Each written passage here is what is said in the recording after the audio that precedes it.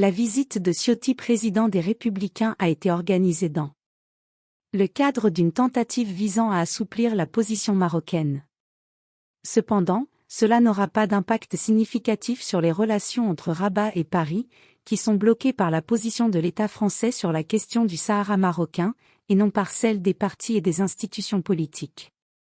La France devrait suivre l'exemple d'autres pays, tels que l'Espagne et les États-Unis, en exprimant son soutien à la proposition d'autonomie dans le cadre de la souveraineté marocaine, adoptée par le Maroc en 2007, pour résoudre le conflit artificiel dans les provinces du sud du pays. La France a une responsabilité historique dans la situation géostratégique actuelle du Maroc, en raison du partage colonial de ses terres. Cependant, saluer la proposition d'autonomie ne suffit pas pour progresser sur les dossiers bilatéraux d'intérêt commun. Cette attitude suscite des inquiétudes. Le discours royal lors de la célébration de la révolution du roi et du peuple a souligné que la question du Sahara marocain était la pierre angulaire des relations du royaume avec le reste du monde.